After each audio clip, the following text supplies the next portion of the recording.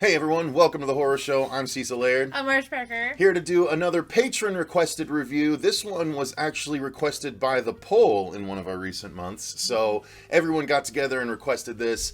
And we are going to be talking about the 2011 movie Grave Encounters. And this is one of the ones that kind of solidified for me when I originally saw it that I really liked found footage movies.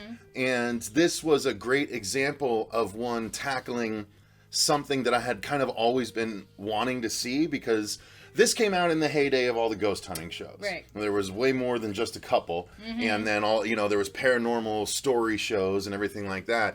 And so the premise of Grave Encounters is what happens if a ghost hunting show, they're trying to do a pilot season of 6 episodes, and what happens if they actually encounter some ghosts at a location and it doesn't go well for them. No. So let's do our review like normal. We'll do our overall thoughts, then we'll talk about the story, the acting, the effects, all of that good stuff in turn. And I'll say that after this rewatch, I hadn't seen these in a long time, since the second one, when I rewatched the first and then watched the second. So I don't think I've seen them since, in about 7 years. I still really enjoyed it. I think it held up. I think because it's done found footage, you can get away with the effects being more low budget like they are. But I really enjoyed it. I still, it still held my attention. I still liked seeing how it unfolded. I didn't quite remember everything, but yeah, I'm still a fan after all this time. How about you? Oh, I still really enjoyed it. The first one still freaks me out when I watch it. I was actually rather surprised, how freaked out I was. I'm like, this movie's so old, and I've watched this a bunch of times, and I'm still creeped out by it. And I think that just goes into the storytelling. I mean, it's a good paranormal movie and found footage movie put together. Funny thing is, this was actually the first grouping of movies that you recommended to me when you found out that I liked, I think it was the Blair Witch and the paranormal stuff. So you're like, here, watch these, you'd like them. And I loved them, and so I was excited to watch them again.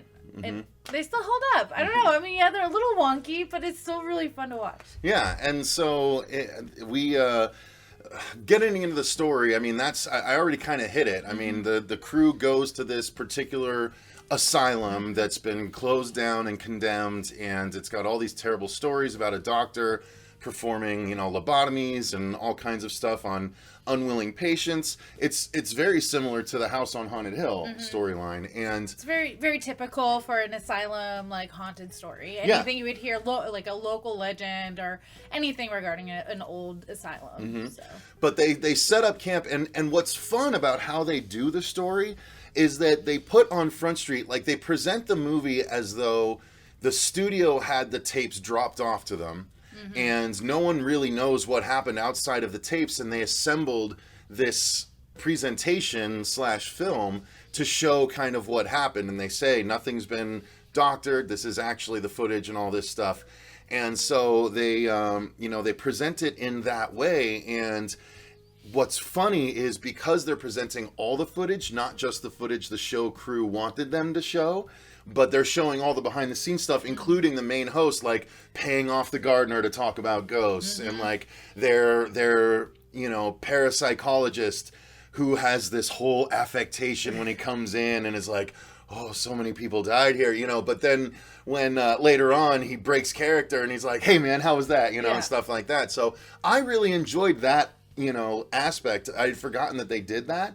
I thought it was more just a straight show and then bad stuff happened, but no, they go into that sort of dirty underbelly of it. And I really liked, and then of course people start getting picked off one at a time, and they can't escape, they find, as easily as they want to. So that's the long and short of the story, and I really still appreciate how it was presented. Yeah, I thought for a found footage movie, right in the beginning of when it was, I wouldn't say beginning, towards the beginning of found footage stuff, it was really well done. It was done in a tactful manner. It wasn't too shaky filmed, because they had reason for them to put the cameras up in certain positions.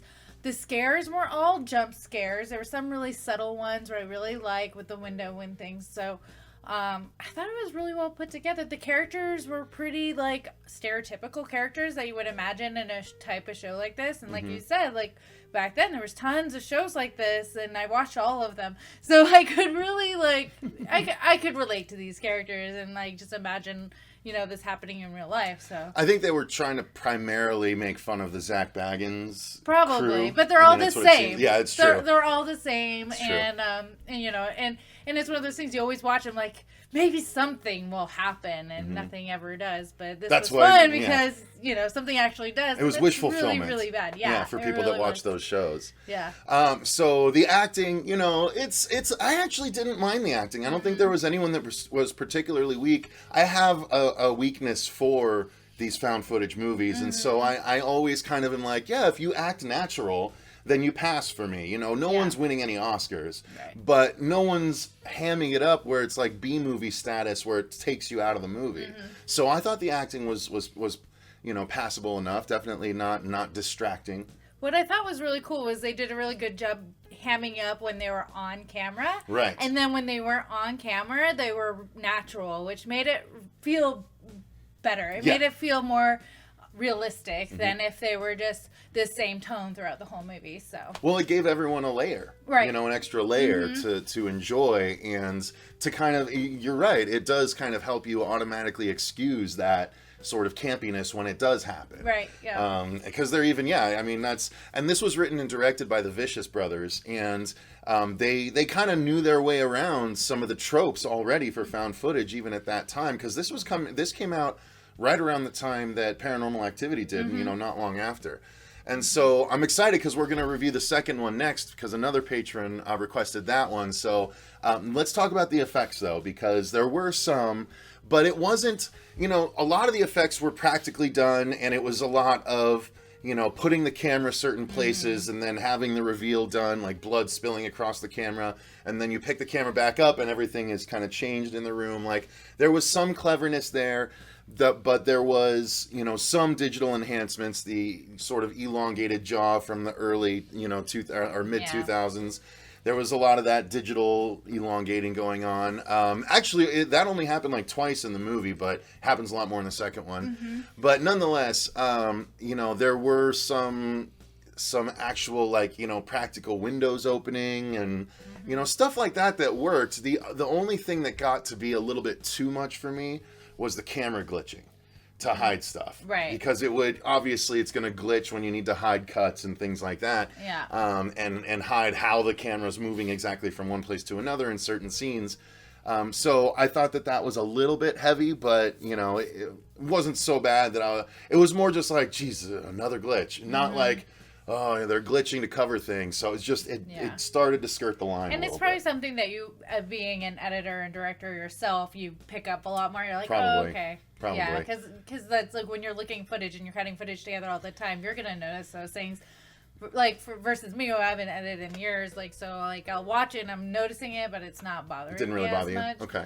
What about the other effects? Yeah, the CGI, I mean, you could tell they had a budget, and it was met at some point, but the practical stuff felt good. I love, there's nothing better than like a window opening up by itself, or somebody getting pushed by an invisible monster or whatever, doors opening and closing, it's just general, it's basic paranormal stuff, but I thought they did a really good job doing it. Yeah, because you have to be able to directing a found footage movie has to be almost tougher in some aspects, guys, calm down, in some aspects than a regular film, because you have to make sure that where the camera ends up makes sense, and if it takes a tumble and stuff like that, it's where it's supposed to be, but also where it can conveniently move to the next shot and stuff like that. So you have to be real creative to do it well. Yeah. And that's why a lot of people hate found footage, because not a lot of people take the time to be creative enough to do it well. Right. Do you know what I mean? So,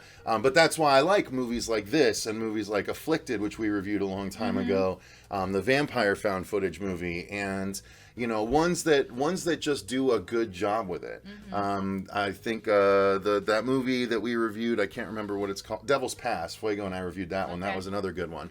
So yeah, this just remains a good example. While slightly dated effects-wise, it's still a good example of what found footage can be, especially when it's dabbling in something else that a lot of people are familiar with, aka the ghost hunting shows. Right. Yeah, and like I said, it still held up for me. Like, I was just surprised that I still got freaked out, and I was like, I can't watch the second one. I literally had to give myself a week before I could watch the second one. Really? Yeah, because I was like, okay, I can't handle it. What's interesting about that is that the second one came out the next year, but they did it 10 years apart in continuity. Yeah. So I'm excited to talk about that because they took a lot of chances with the second one too, doing some different stuff. So, but yeah, this one just remains an entertaining. You know, it's an hour and a half long, thereabouts. So it's not a huge time investment, and it's a well done found footage movie. So if you enjoy them and you somehow never got your hands on Grave Encounters, give it a try. I definitely recommend it. I think it holds up, and I'm glad everyone chose it for the poll. I am for too. that month. It's been sitting on my shelf, for a while, and then when you brought it up, I'm like, oh my god, I still have your copies.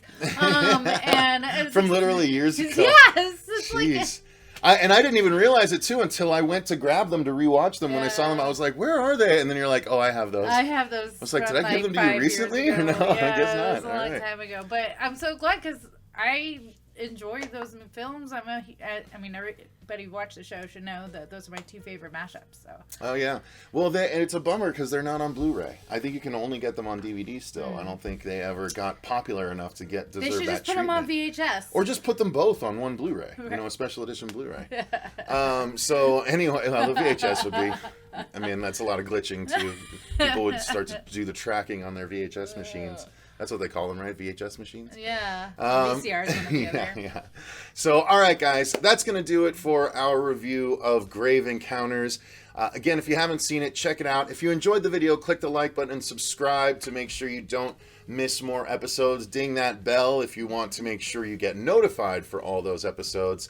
But yeah, until next time, thank you very much. Thank you to all of our patrons, and especially the ones that chimed in on this poll to have us review this one. If you guys want to become a patron, the link is in the description box down there below.